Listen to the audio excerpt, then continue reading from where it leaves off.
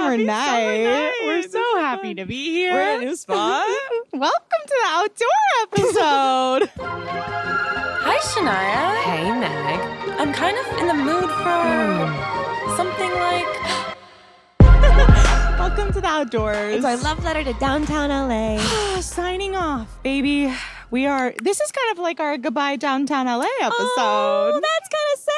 We're saying goodbye to our old setup, our old apartments and everything. We are. We had a good little run here. We did. We loved her industrialness. That's the only way I'd describe it. That's what I would say. How about you? I love it, bro. I went to Lost Bookstore today. Fucking goated. Looked through the vinyls. I literally glitched. Okay, yeah. You did? Cute. Yeah. Just now. I couldn't respond to you. It's okay. It's Okay. Bro. Okay. Bro, I woke up at 5 a.m. today. Why? Are you jet lagged or something? No. What's going on? No, the sun was rising, and I saw the sunrise. Brother, you got no blinds. No blinds. Saw the sunrise, and then I was like angry about it. Uh-huh. But then I woke up angry. I woke up pissed. I was fucking mad. Because I knew we were doing this. Popped a shotgun to Celsius. Bow. But Into the abyss. literally. But there's like ever since like freshman year of high school, there was like a little mini library, and I exchanged a book. I exchanged like Catcher in the Rye or some bullshit Amazing. for this like poetry I book. hated that book. Yeah, fuck anyways. Catcher in the Rye. Yeah. Fuck Salinger in general. Anyway, but You exchanged it. I exchanged it for this like poetry book. Cute. And it was called I Touch the Earth Touches Me by like, so I don't never heard of the writer, couldn't tell you the name. And the first page I opened to, I think about this maybe every day. And the line said, "Is it possible that the view of a sunrise would refresh me more than sleep?" And that is like one of my favorite love quotes. Isn't that that. great? And so I was like cranky about being up early, and we knew we were recording, and I was like, I'm gonna be pissed. But I was like, what if the view of a sunrise could refresh me more than sleep? Poems like that. That literally like captures perspective in a sentence. Like it literally just like look. Yeah. Here's a way to think about it. Open heart, closed heart. Really cool. Isn't that fun? That's my fun anecdote. That's the power of poetry. I know. Have you been cooking anything fun? I Have love you it. any influences that you want to put anybody on? Ooh, I mean, Rumi and Hafez, but everybody knows that's not really a put on. But like also, I didn't know Rumi or Hafez. I knew Rumi Really? before you, but I didn't know Hafez before you. yeah, I mean, Persian, like those two are like the Persian icons of like all Fucking time. goats of all poetry. It really is, and it's like kind of my favorite thing ever because I feel like it's a direct, like you get to go right into the heart of like Persian culture is like those poems. Whoa. So definitely those. Do you think it's like? Do you feel really connected to Beyonce because she named her son Rumi? Yes, bro. My mom and I were talking about this. My Really? mom was shocked. She was like talking about how she loves Beyonce because, like, you know, Obviously. my mom was like, her songs have such deep meanings and la la la la la. And then I was like, you know, she named her son Rumi, which also like I'm kind of torn because I'm like, I want to name my son Rumi, and now it's totally like, can. I think I can, but it's Rumi's kind of like also really cute. it's a really cute name and like Super cute. just his poems. My favorite Hafez translations, it's like really easy access. It's called "I Heard God Laughing."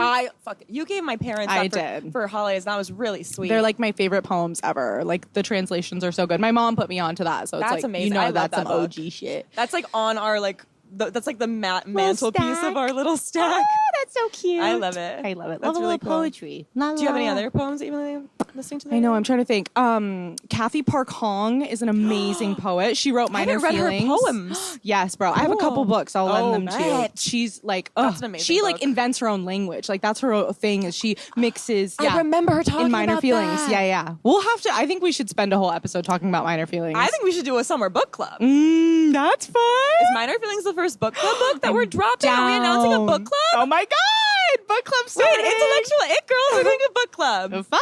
Honestly, do you think Minor Feelings is the first book? I'm kind of down. I I'm think fucking it's down. goated. I love that book, and she's an amazing fucking poet too.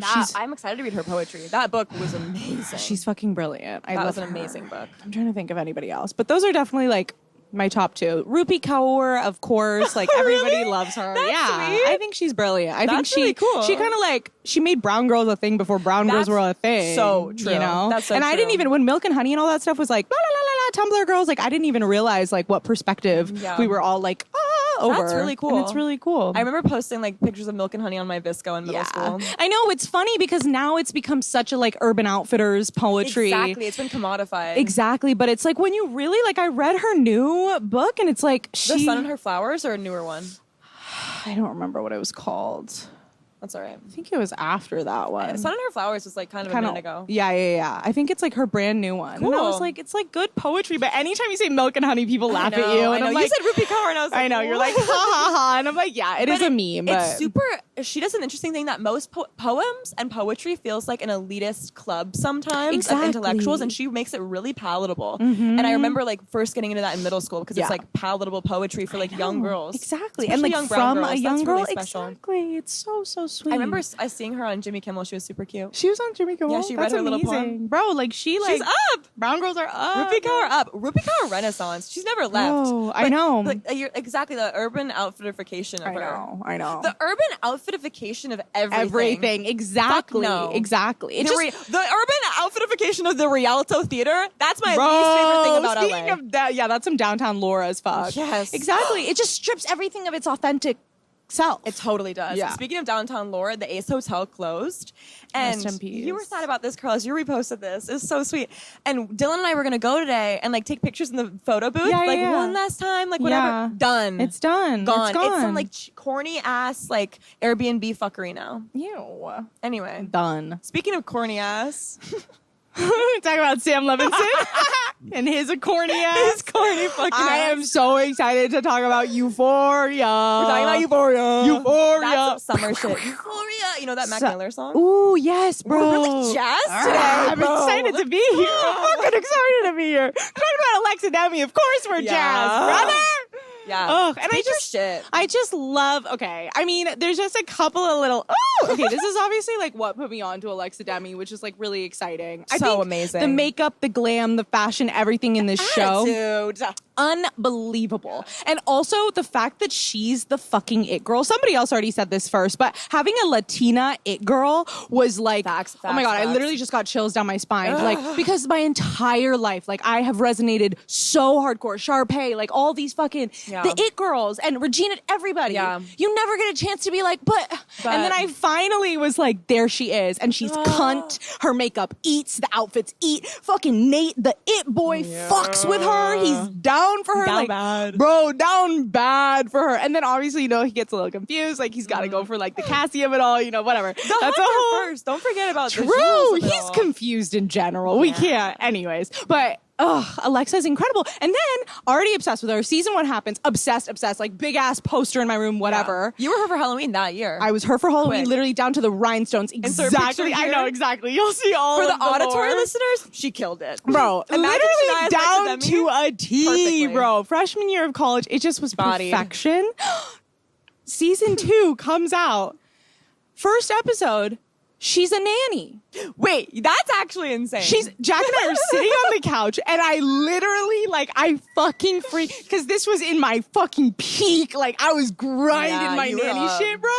Money Oh my God. So anyways, like, I just, Speaking of heart that, to heart. not to yuck anyone's yum, Oh, because I think sure. she's delicious. I always think about this with the nanny of it all. Do you remember the scene where she's trying to freeze her eggs in that episode and she uses the R word? Alexa Demi?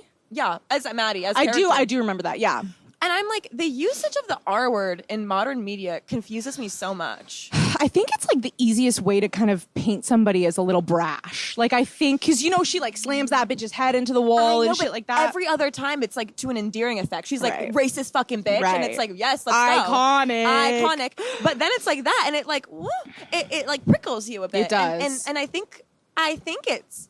I think it's like a way to make someone like, oh, this is how like the kids talk. But the R word being not a word that's palatable or used anymore since fucking third grade for me. Bro, and, like, forever. If anyone says it, it's like That no. was the first one. I was like, guys, we gotta be done. That's that true. and gay. I was like, That, enough. literally, those were the first two like bad People were words I like- remember being like so uncomfortable when people would say. Like, just enough, you guys. Like, pick a different fucking. Literally. I hate to sound like a fucking poster in your second grade class. actually, though. pick a better word. Actually, though. It's Literally. really- and so then she says it, and I'm kind of like, was that just lazy writing, or was it like know. an intentional thing? Anyway, we don't have to get into it. But I think it's intentional. I also just saw The Sweet East. Speaking of, with Jacob Elordi and Iowa Debris. Oh, you saw it? I saw it's it. out. Yeah, yeah. I saw it at Wait, I Quentin forgot Tarantino's about theater. that.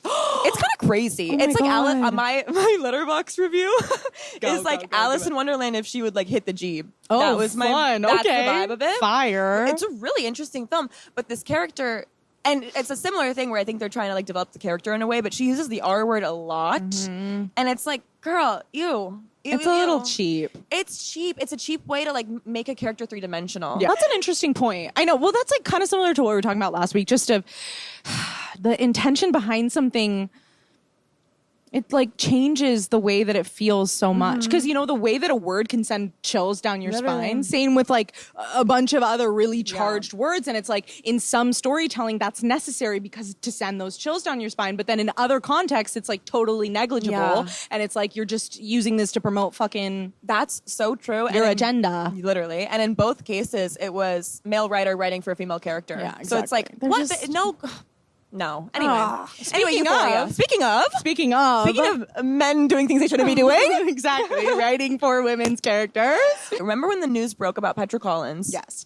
When was that? I feel like it was like, I remember finding out like 6 to 8 months ago.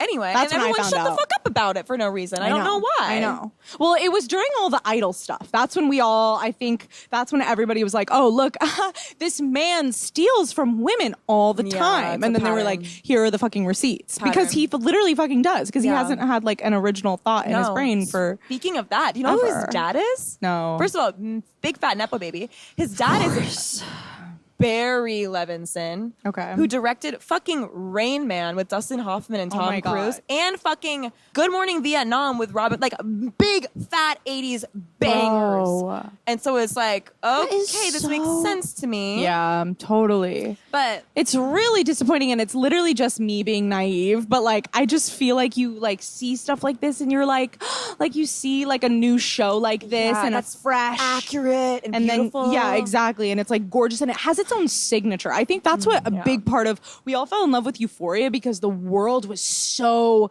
It's rich and it's dark and it's high school like you've never seen it before. It's the first time. We're seeing things that are like, oh shit, that's a thing. And like all the girls have like fucking gems on their eyes and like. Fun question. Is it reflective of your high school experience at all? Not really. Some of those party scenes were a little like, okay. My parties were fucking dirty basements that smelled like Natty Light.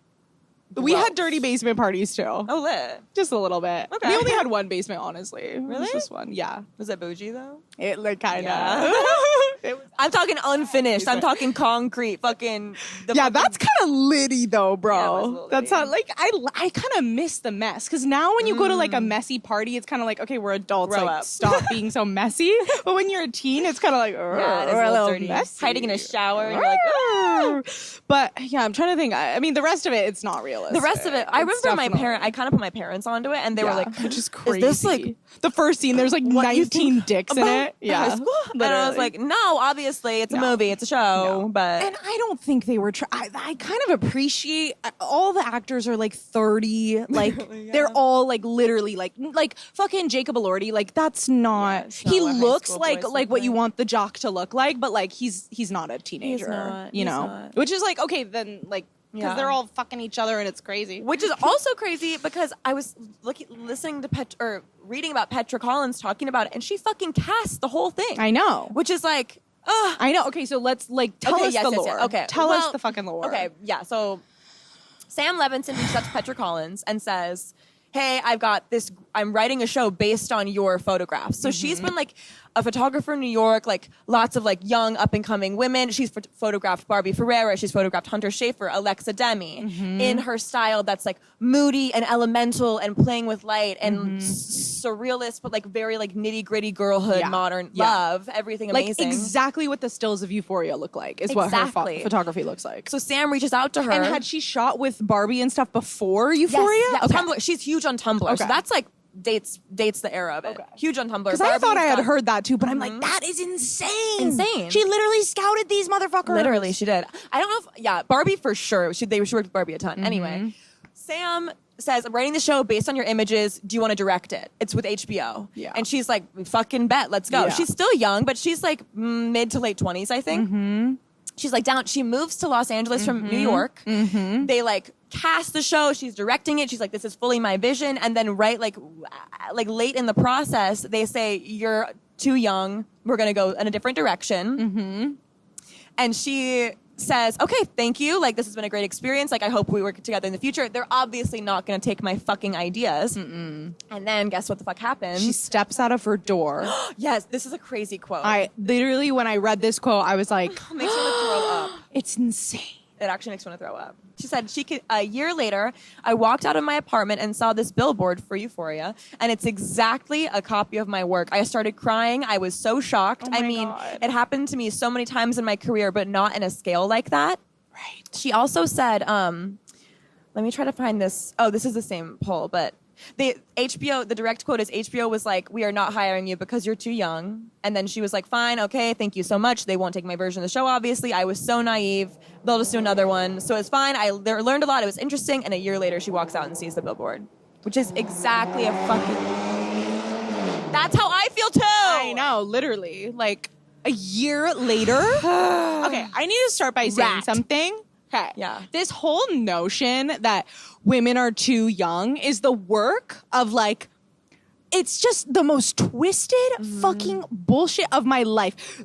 The patriarchy spends its entirety of our lives like infantilizing the fuck out of us, literally like making us like, you have to be like a little baby girl, like never age, never age, never age. But then the number one thing that they come back around is that you're too young, you're too inexperienced, and it's like, it's either too young or too old. And then you wake up one morning and you're too old. Because it's fucking impossible by design. Yeah. And it's like, so. Okay, so Levinson that's like, exactly. But like Sam Levinson's the perfect age. And it's also like these men steal women's ideas because she's not too young, because we have been having like revelations and like fucking multi-dimensional complex thoughts since the time we were like 11. I'm sorry that like it's taken you the time you're 30 to figure this shit out. She's had a frontal lobe for 10 years longer than him. She's not too young, bro. No. Anyways, the robbery of it all. And also it's like, it's such a damn shame because it's so fucking good. Yeah. It's so fucking good because of her. And she's getting no credit. Yeah.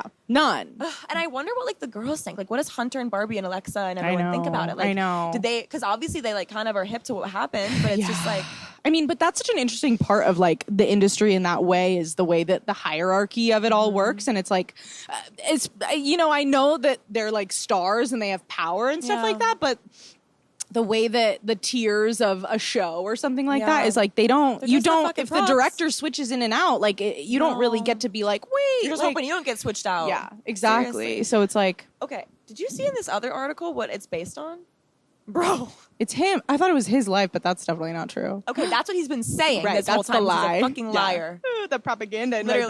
my brain. Okay, here's a quote. You ready? Okay. Speaking of propaganda. Oh, brother. It's very widely known that Euphoria is a remake of an Israeli show, The Insider said. As a fan of hers, Sam was hoping there'd be a possibility they could work together in that way, but by no means was anything promised. This is the fucking Israeli show. It's called Euphoria. Look at the fucking cover of it. For those listening and not seeing, it looks like an AI bullying campaign. Whoa. Isn't that absurd? So it's already a copy. Wait, is that what? Oh, so what the fuck did he write? If it's a copy of an Israeli show. Bro, that's crazy. Look at that. Isn't that weird? Yeah, that is super fucking creepy. Anyway, that blew my mind. How do we not know that? Literally. Isn't that weird? I'm like stalled. I'm like, oh, and now we're gonna talk about the makeup? But it's like,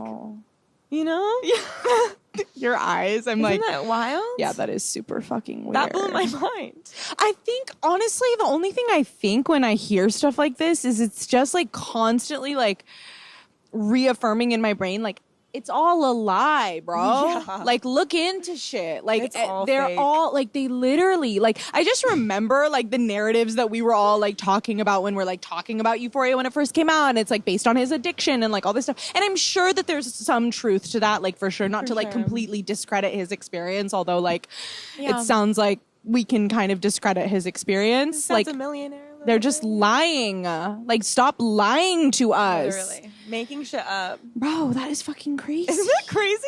Okay. That threw a whole fucking spin. There's the wrench in the fucking wash. And speaking of the wrench, okay, so the first season happens, and then I remember when we're all watching the second season, the conversation with like my friends and stuff like that was just kind of like, whoa, like all of a sudden we have all of these loose ends and all these characters that it seems like Sam Levinson doesn't know what the fuck to do with these guys anymore. He's just like, okay, now they're gonna go do it, then they're gonna fuck in there, and then they're gonna fuck in there, and then she's gonna and then get her tits out. It doesn't make any it's so like it doesn't make any fucking sense. Like what's going on? It's a fucking shit show, and I don't know.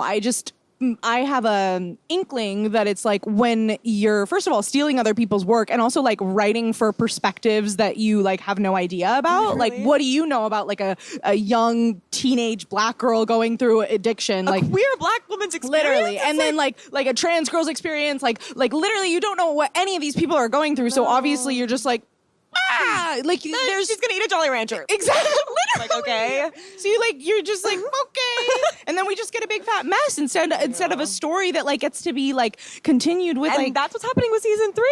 Fucking rejecting the scripts left and right, pushed to another year.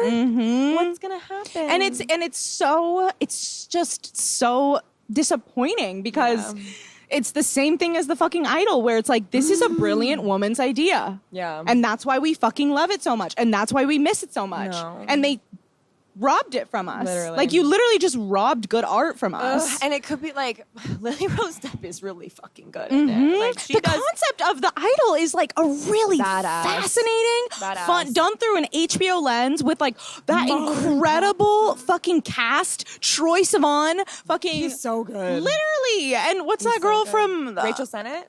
Rachel Sennett in it. Fucking Moses singing in the living room. And it's just like fucking ass because he was like, man, I hate women. Literally. Like, why are Let's you get The Weeknd more scenes. He doesn't know what he's doing. Let's get him on the screen. When you have this incredible like ensemble cast of like and Ari Neff, bro, the cast is stacked. It's crazy. And you got your HBO fucking budget. Like you could why isn't it good? Why isn't it good? They canceled it. It's the fastest canceled show on HBO ever. Literally, that's crazy. Because you're stealing other people's idea. There's no integrity. How would it be good? Damn, and that's the thing too. Is it's like. It's obvious that the industry does not exist for the sake of art, but it's annoying because as an artist, I feel like you're like, if I see another artist about to make amazing art, it's like, let them make the art. Why would I want to take that and rob the world of art? Agreed. Like, you're literally taking art from us and just like turning it into your own it's just self-serving fucking bullshit. Fucking misogynistic traumatizing, exactly. The Weeknd's like, there's too much of a female gaze in this. It's like, like, are you dumb? Never has it ever been. Never has it ever been. They could have been really fucking cool. Yeah. And there's like, again, I fucking love Lily Rose. Yeah. I love her. Yeah. She has some crazy ass moments. She's like 18th ranked for the Emmy nom too. So we'll see what happens. That's great. Which is like for this year? For the Idol. Yeah. Yeah. We haven't had the Emmys for this year yet. I don't know. I think it like released past the due date or some shit. Okay, but that's crazy. Her doing these acting scenes with The Weeknd, giving her rat tail and nothing. It's I feel so bad. How is she doing that? I know. She kind of killed it. Ew. Gross. Anyway. Ew. Any who's it? Okay, yeah, like it's hard to like talk about Euphoria now. I know. I really like appreciate how like I don't know. I think Nate Jacobs is a fascinating way to portray he's incredible. A jock. Yeah. It's like, I love when they show us, like, I think what Euphoria does really well, like, same with the Alexa Demi thing, like the It Girl thing being like, it's showing us these, like, archetypes that we know so well, like these high school archetypes, but then it gives us, like, this, like, this a spice, flair, exactly, twist. like a different perspective. We don't, like, honestly, Angus Cloud, like Fez Coast, like if Bay this show Area, is represent. Facts, if this show is nothing but an opportunity to see this individual give a performance of a lifetime, that's what the show does. Yeah. Like if he's the only thing that comes out of the show, also like Zendaya being like the youngest Emmy nom ever, now 2-time, like that's fucking goated, like amazing. But like Angus Cloud, it's like I was listening to him on a 24 podcast today, and it's just like, bro, yeah, because he has like a quality about him. someone else said this, and I totally like. I saw it the first time I saw him, where it was like he has this like natural presence that is like that's some like Marlon Brando shit. That's like some shit that's like she saw you on the street and was like that's him. Jennifer Venditti, the casting director. Jennifer. He said a different name in this podcast. He was like, I think her name is this. Oh my god, that's funny. Jennifer Jennifer Venditti. She's like a big A24 casting agent, and she like her whole thing is like scouting people on the street. She like loves to find like these random people, and it's like it's a really cool testament to like the miracle of like filmmaking and acting and like the way that like it just happened. It's so magical. Not a character that could have been this. He's this perfect, him, and he's so perfect. The first episode of the second season where we get to. Oh my God. The grandma, we get to go into their lives and like just scar. And I know. it just like, it's like my dad quotes Fezco all the fucking time. Really? That's really sweet. Like he's such an endearing character. He really is. Again, that's like a trope. That's like a high school trope. And then we give him like the biggest fucking heart. Him and what's her name's love story? Lexi? Maud? Yeah, exactly. That whole scene on the couch and all that shit. It's just like riveting. It's a really cool fucking vantage point to like see everything from. I remember we were watching it. I was abroad when we were watching it. This was me and my roommates in our room all watching it. We were watching it on like illegal webs. Can I say that? Am I gonna get in trouble? Yeah, you definitely. Okay. The FBI just knocking on your new address. They don't have HBO Max in France, which is shocking. And so we're like, like, is nobody watching you? Like, what's going on? Okay. That's what we were like. You French bitches aren't watching Euphoria, and so we're all on this like pirated website watching it on at the like same a little time. laptop. We're all on our different beds on our laptops. We're like, oh my god, that's fun. That the couch scene with them. First of all, every moment with them, but also the montage of Rue and Jules' love scene where they do the Brokeback Mountain and they do the John and Yoko and they do the fucking Botticelli. Like that was like what's that song? I'll Be There in the Morning. That was like one of the greatest like really cool moments in TV. I fucking adored that. Really and they were so beautiful in it together. I mean, that's shit that's like, if it was his idea, great idea. Yeah. Executed to perfection. Yeah. But it's like, you don't know. You can't trust a work of art's beauty because you have to like find the source of it. And it's like, because of these snakes. Snakes in the grass, cut it low.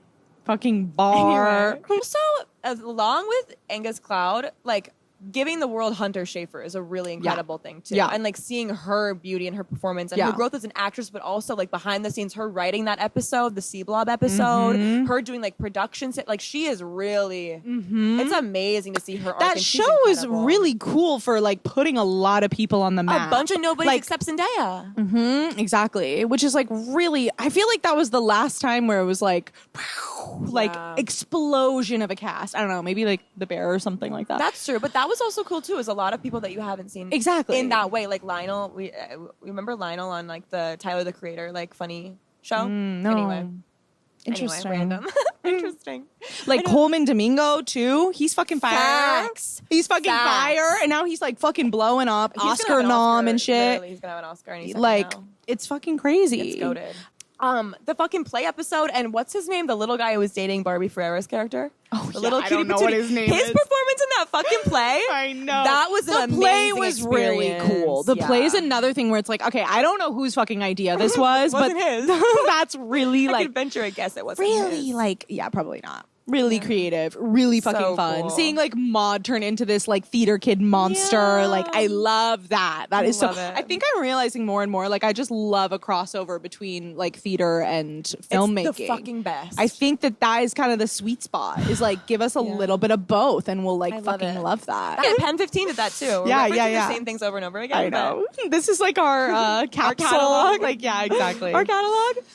Yeah, okay, I'm thinking of another Euphoria moment that's like goated. Okay, also, should we be them for Halloween? Okay, fun. You know who. I'm fucking down. Are we not gonna eat that? Duh, literally duh. Right? We fucking... Is that a little tired, a little sleepy? I know, that's my thing, is I'm like, I want to dress up as Maddie every year for I know, Halloween. it's because it's novel. It's like... They gave us characters that were, like, this is our friends. Like, it's crazy. It's so cool to have a show that's a time capsule of, like, the 2020s, being young in the 2020s, the fashion, the makeup, the music. That's true. It really... Like, I remember... texting, like, yes, bro. It was like... Our senior year was when we were watching the first season, and that was like Euphoria. High school? Yeah. Wow, that's crazy. Long time ago. I know. Love and it. and that's exactly that's the time capsule that it's like. It took them a long time to get season 2 out. I forgot about that. It did. But that was like the last time I really I feel like that was our experience of watching shit, sitting together, waiting for something to air, and then we'd all get together. Yes, bro. On HBO's part. I think that's why it's such a stamp in our it's so fun. young adult history. Could you know? not wait. I Could know, not wait. bro. Oh my God, we'd all fucking rally together. Miss that a lot. I do miss that.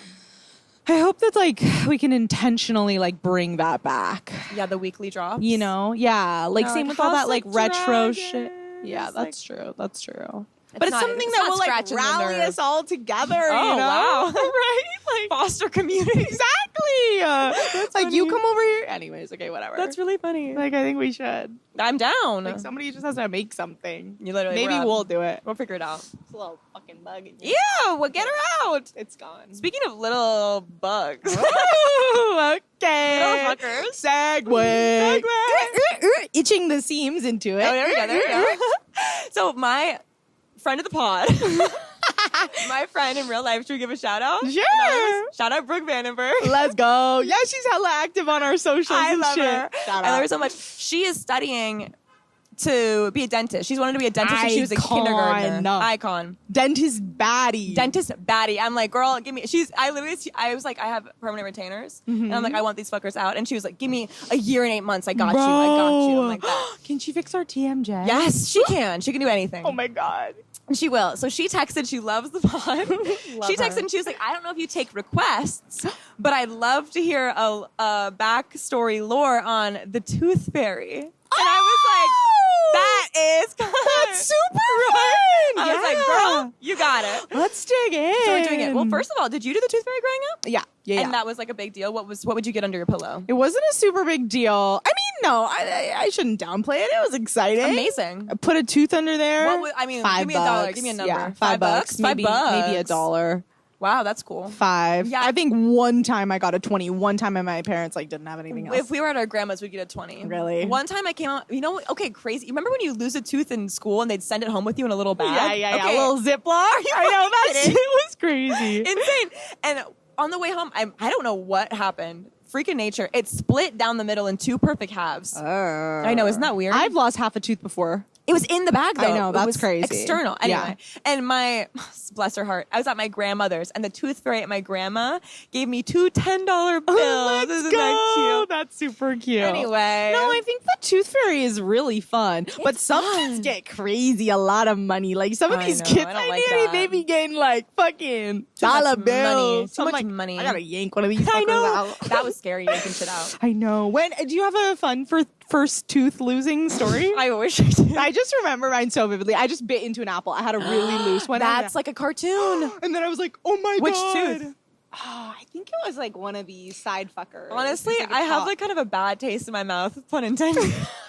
What Because when happened? I lost my teeth grew in really crooked. However crooked you're imagining, they were more crooked than that. Oh, wow. And so I just saw them coming in like that, and I was just like, oh no, Meg. Yeah, it was very.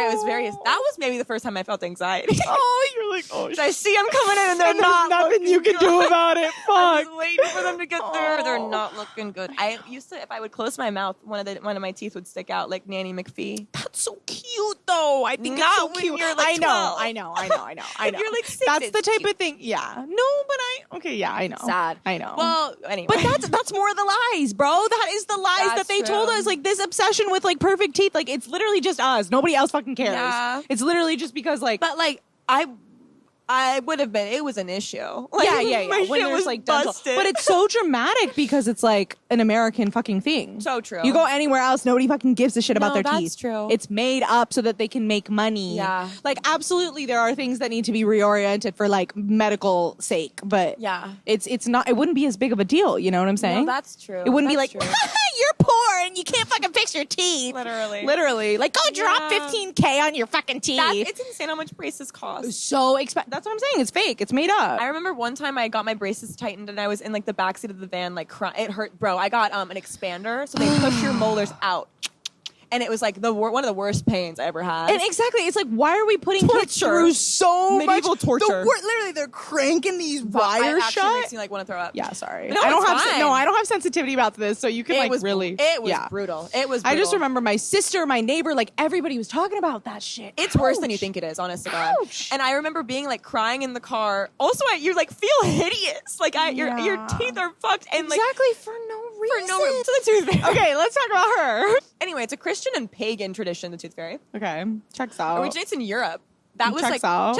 Checks out. But it is interesting. Like normally these things that we like uncover, the first source you click on Google is like it originated in Europe, and then it's like actually it fucking didn't. Yeah. Everyone else was like 130 years high above it.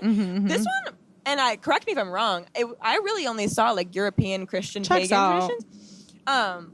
So basically, there was this propaganda in Europe that the baby's teeth were like very like luck based. So if you didn't dispose of the teeth properly, a witch would steal them and then like curse your child and shit. Oh my so God. The mothers would take the teeth, mothers and fathers, but the moms were doing the cooking. Yeah, definitely. Take the children's teeth and either bury them outside, throw them in the sea, like hide them so the witches couldn't get them. Oh. Which is crazy. At the same time, the Vikings are collecting. Shout out Vikings. Bro, the Vikings were on their own fucking plane, okay? They were taking the baby's teeth and making necklaces as good luck charms for battle. They were like, I'm Vikings safe are if back, I have bro. them. Vikings are back. And this is really sweet. In like, this is not the Vikings, but in like other places in Europe, the mothers would bury the seeds of the teeth in secret spots, and then if the flowers would grow, the teeth would grow. If you bury it in the ground, the teeth will sprout in the mouth. Like my children will grow the right adult teeth if I bury them in the garden. Wow. Really cute. Yeah, that's super so, sweet. They would also in the Middle Ages, the mothers would burn their children's teeth to just like make sure a witch didn't get them. Wow. So where are all the witches at? I'm trying to find them. That's what I'm saying is like, are they so fucking deluded that like, or were they out when in was this Salem bitch? in regards to this? Was This that is the after? Middle Ages. This was after Salem, or Salem was after. Much before. Oh, okay. So Salem was before. much after this. Yes, Okay, yeah, okay. yeah. Okay. Like these are the seeds of the Salem. exactly. Witch propaganda. Literally. Exactly. Where are the witches at? I know. What are we all I'm like tripping Joan of about? Arc. She is a fucking witch for sure, but in the best way possible. Other witches, Or was too. she just like a woman? No, she was like possessing these guys. And That's stuff. a whole other fairy question, maybe. Anyway, Yeah, we can talk about her later. Yeah, she's Hold a that baddie. thought. Well, the first like record of like a tooth fairy or anything like that Okay. is in 1800, so it's like not that long ago. Like it's Right. a fairly recent thing, Right. And it's a author named French author Marie-Catherine Legumelle, and she wrote a story called Le Bonne Petite Souris, which is the Oui, oui. oui, oui, madame, which is the good little mouse. Oh. And the good little mouse was a little creature, but it was a fairy in disguise as a mouse. And the mouse had this villain that she was trying to kill. And she crept into the villain's pillow and took all of his teeth out while he slept. And she killed the villain. The petite souris got the villain by stealing all the teeth. And it was a fairy in disguise. So that was like the first like Wow. fairy, like tooth fairy, whatever. That was a great story too. Tonight we're having a slumber party. You're gonna have to tell me a story for bed. We'll read it. So the first mention of like the words tooth fairy, Chicago, bitch. Let's fucking go. Midwest up. Let's bro. fucking go. In 1908, the Chicago Tribune published an essay by Lillian Brown. Okay, that girl. mentions the tooth fairy by name, and she's like, if your kids are stubborn and they're scared of their teeth, put a Give them some money. gift under their They'll pillow shut and they'll the be fuck up fine. about it. So basically, it's like French, Europe, and then also Chicago. Bet. That's the whole story. She graduated from Northwestern too. Shout out. Midwesterner! Let's Come fucking on, go. Tooth Fairy. Let's fucking, yeah, that's fire Midwest lore. Right? Let's go. Are we gonna make a Midwest edit like our Persian? That's exactly what May not like us. May not That's like us. exactly what went through my brain. I'm 10 steps ahead of you, Shadi. That's hilarious. Anyway, That's the super story of the Tooth cool. Fairy. Are you gonna, this is a fun, like, This is kind of where this I is was an going interesting next. middle ground of like the Santa Claus, the It's lying to the tricky, kids icky. that these parents are obsessed with. Pure lies. It's know. really obscene. I feel, honestly, I feel conflicted about it. Yeah. Because Yeah. I loved that shit. Yeah. I loved how the fuck did this get here? And he ate all the cookies. Like, where'd he go? And like putting carrots in the snow outside for the reindeer. Like, it's fairy tale. But I think I would do it in the way that's like, hey, like we believe in fairies, we believe in mysticism, we believe in like what could be. But it's also like, okay, when the kid is like, who'd this come from? Yeah. Where you're like, yeah, I bought it, but we can pretend like a guy did. Yeah. That's like, I don't know what to do about that. Can I tell one Santa story? Yeah, of course. The best Santa experience we ever had. Let's go. We woke up one Christmas morning. Me and Jack snug. First of all, Jack and I would make forts and read Harry Potter on Christmas Eve. So cute. We put the cookies out. La la la. And then my mom, she did this every year. She'd go, oh, oh, oh, in the living room with jingle bells. So we'd hear Santa. Maybe if we woke up, if we were awake listening, she'd do it. How, like, you... Okay. I didn't, it wasn't like, there's a man in the house. I just feel like I'd be like... Yeah, why wouldn't you? I'd be like, what's going on? But you're also like, you shouldn't try to catch him. Right. It's not... He runs away. That's bad. You get cold if you're trying to catch him. Like, you can't be evil. Right, okay.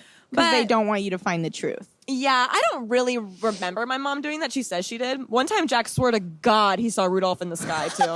That's incredible. Yeah, and I remember being like, it's real. I love... Yeah. That's what I love about it, is it's like the childhood wonder that you just get to foster. There is a part of that, but it also is like, okay, so who got you guys band hero?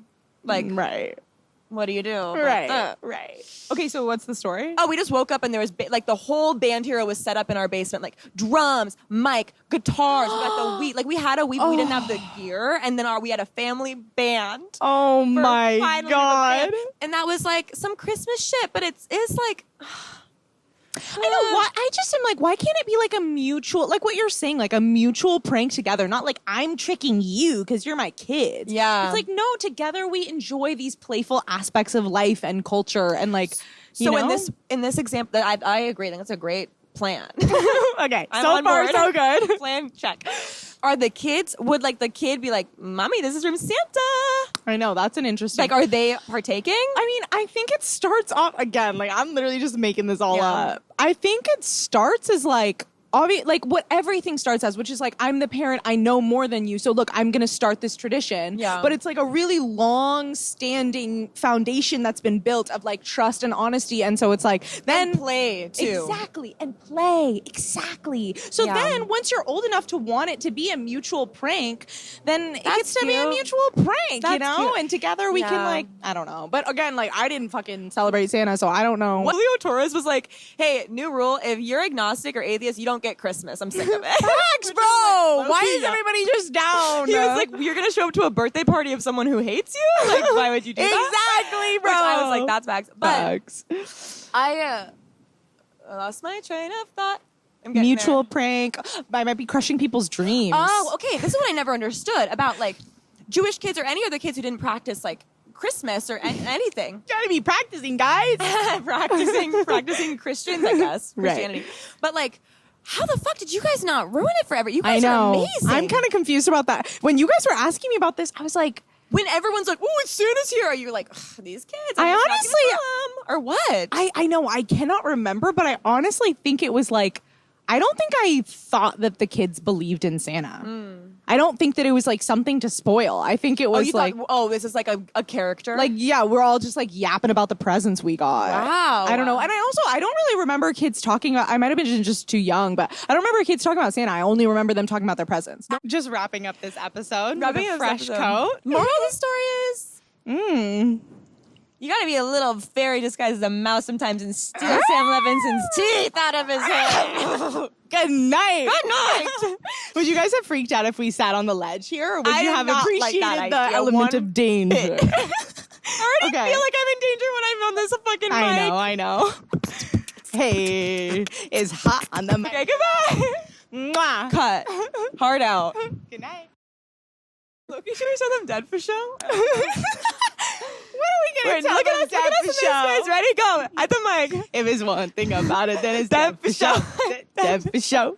One thing about it, then it's dead for show. Is what? Dead for show. Giving dead for show. One thing about it. Dead for show. I don't think we're going to want to use this part.